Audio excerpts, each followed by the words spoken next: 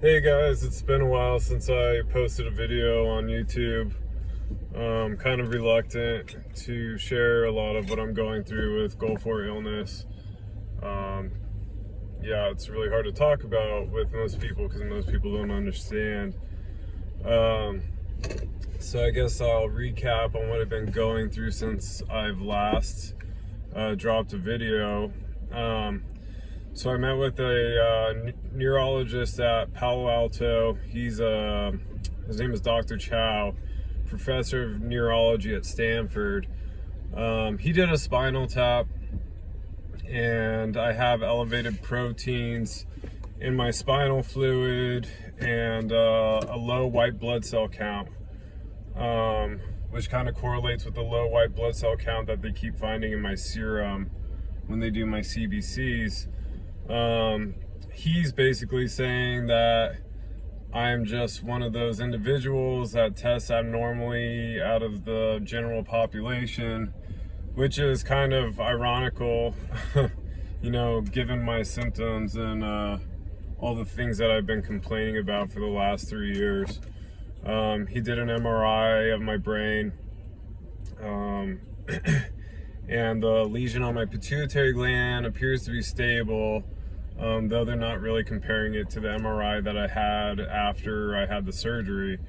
They did an MRI of my brain, and there are suggestions of chronic microvascular disease in the cerebral white matter, but still I haven't heard anything from the doctors, and that was a few months ago.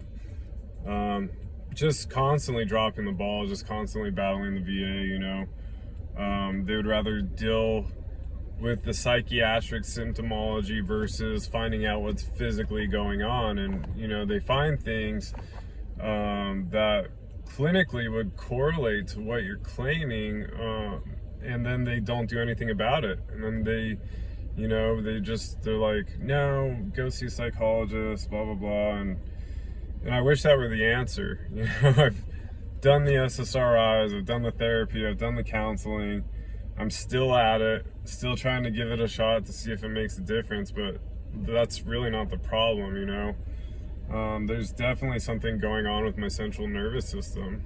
I'm still producing high levels of cortisol in the afternoon. And I don't know if that's because of the tumor that's on my kidney or the one that's on my pituitary gland. I have nodules inside of my lungs. One on my right lung is actually a tree and bud pattern spread of infection. That was found 2 years ago, and the VA is still refusing to biopsy it. In fact, when I was just up there, I did a pulmonary functions test, and because I passed the pulmonary functions test, I'm supposed to ignore the growths that are in my lungs, which I just find so puzzling, so confusing.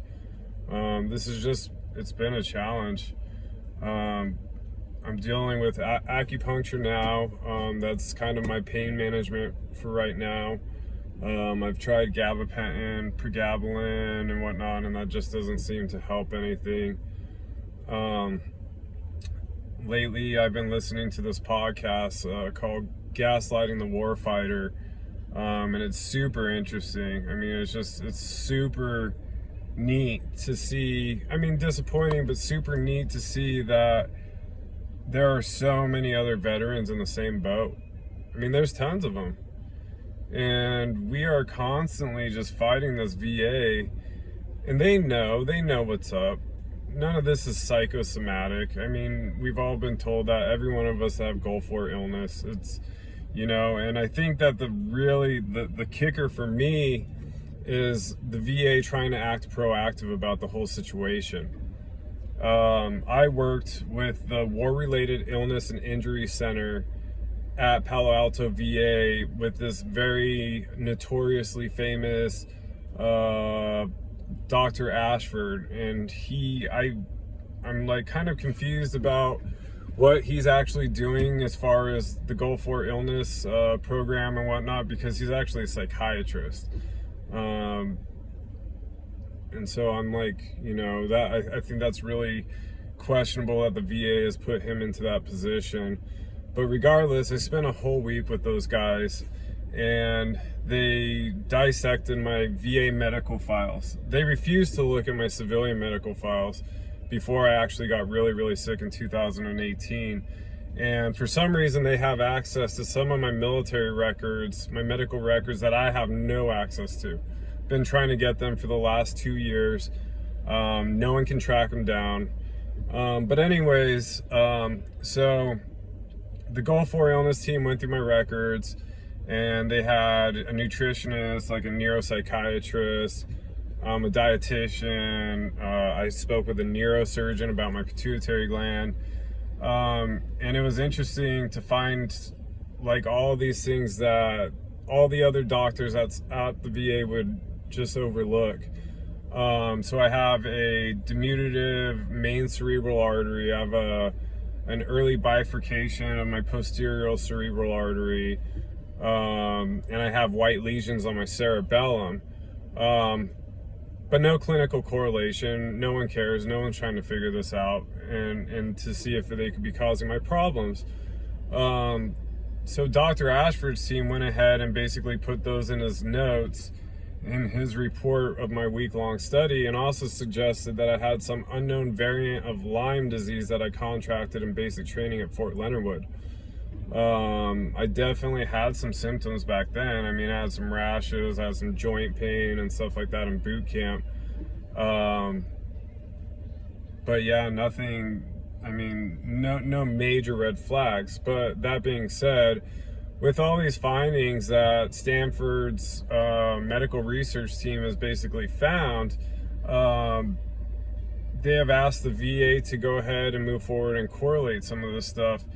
And when I talk about these findings to the doctors at the VA, they gaslight me. They stare at me. They just look at me like I'm ridiculous. That, you know, I have actually had one doctor challenge the report that the doctors put together and said that these doctors never even said any of those things. And I physically have a copy of the report. It's all in there.